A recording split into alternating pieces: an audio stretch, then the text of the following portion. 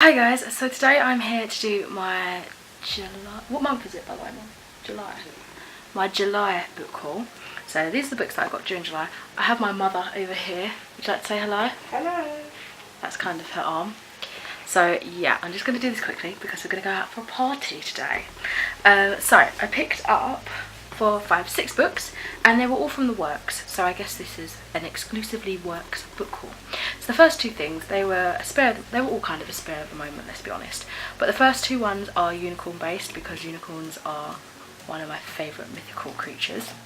So this first one here was £2 and it says Raising Unicorns, and it's your step-by-step guide to starting and running a successful and magical unicorn farm. And it's just a very tiny little book.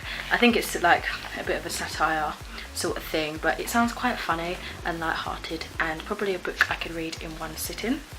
And then the next one here is The Magical History of Unicorns. This one was £6 in the works, and I think it's basically just got all these beautiful illustrations and kind of sort of, I guess, history to the unicorn concept. Let's show you an example. It's just got like different artists' interpretations of unicorns and then a little bit about them.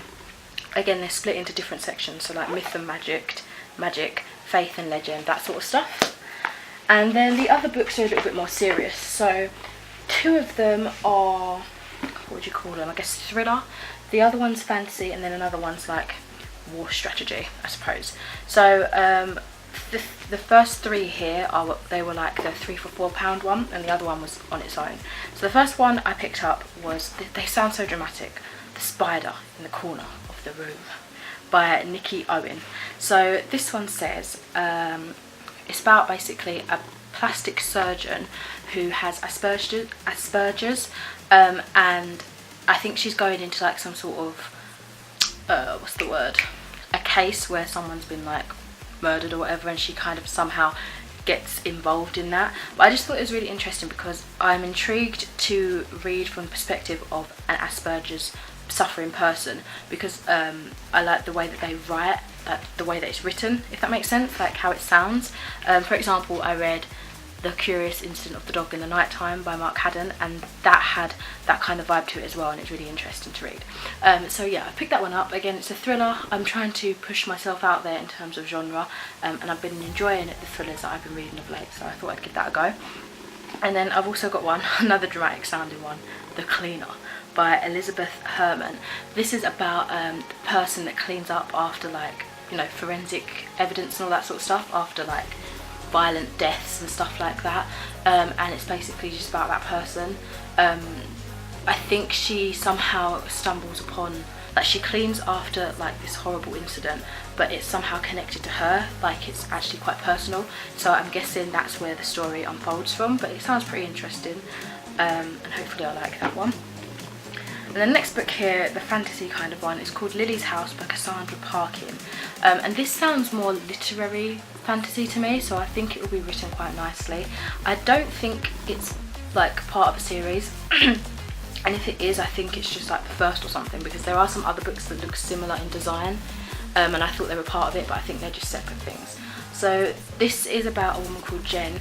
She's a grown-up now, but I believe what it says is that her grandmother always used to say that Jen was a witch, or that they were all witches, and she kind of came away from that area and then came back with her daughter, and I guess it's to do with this Lily's house. I think Lily might be the grandmother or something, and then it's to do with the secrets that are unfolding there. So yeah, hopefully you enjoyed that too.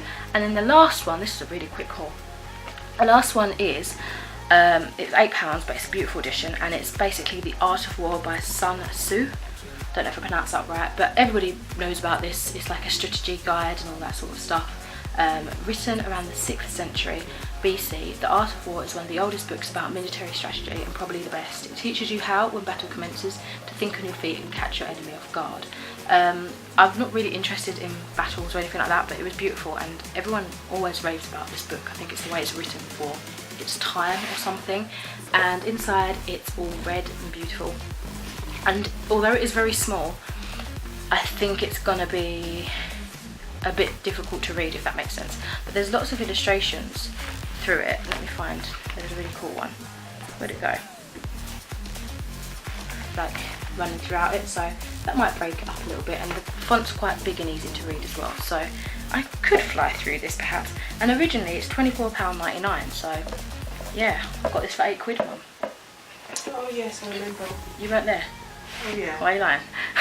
Okay, so yeah, that's my Lakeside, well not necessarily Lakeside, but my Works July book haul.